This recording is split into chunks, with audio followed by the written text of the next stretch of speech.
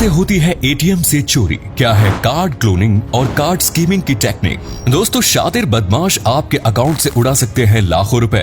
कैसे चोर एटीएम के जरिए चोरी करने के नए नए तरीके ढूंढ रहे हैं, इन बदमाशों से कैसे बचा जाए। अक्सर न्यूज में आप लोग एटीएम मशीन के जरिए पैसे चोरी होने की घटनाएं सुनते होंगे और आपके दिमाग में एक सवाल जरूर आता होगा कि आखिर बिना एटीएम कार्ड और एटीएम पिन के जरिए चोर कैसे लोगों का अकाउंट खाली कर देते हैं। जैसे जैसे मॉडर्न टेक्नोलॉजी का इस्तेमाल बढ़ रहा है, साइबर क्राइम की घटनाएं और चोरों द्वारा चोरी करने के तरीके भी एडवांस होने लगे हैं। आज के इस वीडियो में हम आपको बताएंगे कि आखिर कैसे चोर नए नए तरीके अपनाकर एटीएम मशीन से पैसे चोरी कर रहे हैं और इसकी भनक भी आपको नहीं लग पाएगी। और साथ ही ये भी बताएंगे कि इन चोरों से आप कैसे खुद को सुरक्षित कर सकते हैं। बस आप वीडियो के आखिर तक हमारे साथ बने रहिए। यूं तो एटीएम मशीन के जरिए चोरी करने के कई तरीके अब तक चोर ढूंढ चुके हैं, लेकिन इन दिनों कार्ड क्लोनिंग का मेथड चोर सबसे अधिक इस्तेमाल कर रहे हैं। इसे कार्ड स्कीमिंग भी कहा जाता है। इस मेथड के जरिए चोर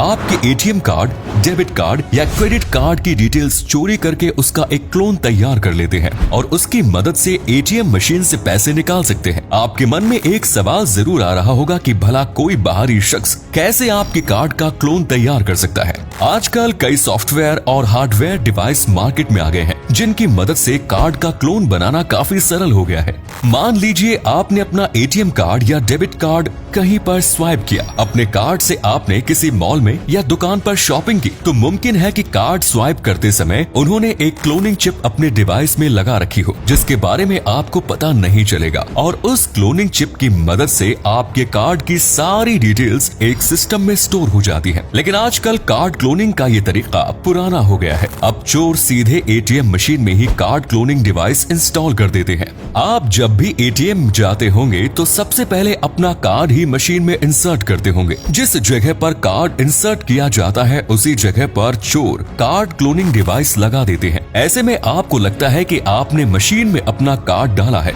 लेकिन असल में एक डुप्लीकेट कार्ड रीडर वहां लगा होता है जो पहली बार में ही आपकी सारी डिटेल्स कॉपी कर लेता है। ये काम हार्डवेयर और सॉफ्टवेयर दोनों तरह के डिवाइस से अंजाम दिया जा सकता है। आपके कार्ड की सारी डिटेल्स प्राप्त करने के बाद बदमाश हूबहू उस कार्ड जैसा एक क्लोन तैयार करते हैं। यहाँ पर आपके दिमाग में एक सवाल और पैदा हो रहा होगा कि आखिर बिना सिक्योरिटी पिन के भला कोई आपका कार्ड कैसे इस्तेमाल कर सकता है। आपकी बात यहाँ बिल्कुल सही है कि पिन के बिना कोई भी व्यक्ति आपका एटीएम या अन्य कोई भी कार्ड इस्तेमाल नहीं कर सकता, लेकिन चोर हमेशा आम लोगों से 2 कदम आगे की सोच कर चलते हैं। इस तरह के जितने भी 2 नंबर के काम होते हैं वो किसी मामूली चोर के बस की बात नहीं है, बल्कि बड़े बड़े हैकर्स इन काम को अंजाम देते हैं। असल में जहाँ पर आप पिन डालते हैं वे उस जगह के ऊपर एक छोटा सा कैमरा इंस्टॉल कर देते हैं, और जैसे ही आप पासवर्ड डालते हैं चोरों को आपके पासवर्ड की डिटेल्स मिल जाती है। साथ ही उन्हें ये भी पता चल जाता है कि आपने एटीएम से कितने पैसे निकालने की कोशिश की है। इसके अलावा पासवर्ड के बारे में पता लगाने का एक और तरीका चोर इस्तेमाल करते हैं। वे एक डुप्लीकेट प्लेट एटीएम की नंबर प्लेट के ऊपर लगा देते हैं और आप उस प्लेट के ऊपर कार्ड का पिन डालते हैं, लेकिन क्योंकि वो प्लेट असली नहीं होती तो एटीएम मशीन उन नंबर्स को रीड नहीं कर पाती या फिर गलत नंबर्स की डिटेल्स एटीएम मशीन को मिलती है और चोरों को कार्ड का असली पिन पता चल जाता है। यूजर के एटीएम से बाहर निकलने के बाद चोर एटीएम में प्रवेश करते हैं और डुप्लीकेट कार्ड की मदद से बैंक अकाउंट में मौजूद धनराशि साफ करना शुरू कर देते हैं, और थोड़ी देर बाद एटीएम कार्ड होल्डर के पास मैसेज आता है कि आपके अकाउंट से पैसे डेबिट हुए हैं। उसे कुछ समझ नहीं आता कि आखिर उसके अकाउंट से पैसे कैसे कट गए। कार्ड क्लोनिंग के जरिए अगर आप कभी ठगी का शिकार हो तो तुरंत ही थाने में जाकर एफआईआर दर्ज कराएं और 3 दिन के भीतर ही अपने बैंक को इस पूरी वारदात के बारे में सूचित करें। अगर आप मोबाइल बैंकिंग का इस्तेमाल करते हैं तो अपने फोन की मदद से अपना कार्ड ब्लॉक कर दें या फिर बैंक जाकर और फोन कॉल के जरिए भी आप अपना कार्ड ब्लॉक करा सकते हैं। इस पूरे मामले में आप जितनी तेजी से काम करेंगे उतना ही कम नुकसान आपका होगा।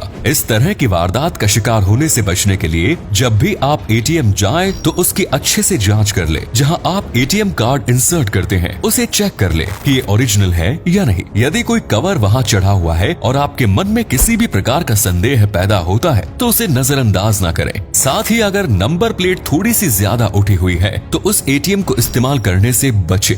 किसी प्रकार का छोटा सा कैमरा तो नंबर प्लेट के ऊपर नहीं लगा हुआ है, इसकी भी आप अच्छे से जांच कर लें। थोड़ी सी सावधानी के साथ आप कार्ड क्लोनिंग और कार्ड स्कीमिंग के जरिए ठगी होने से खुद को बचा सकते हैं।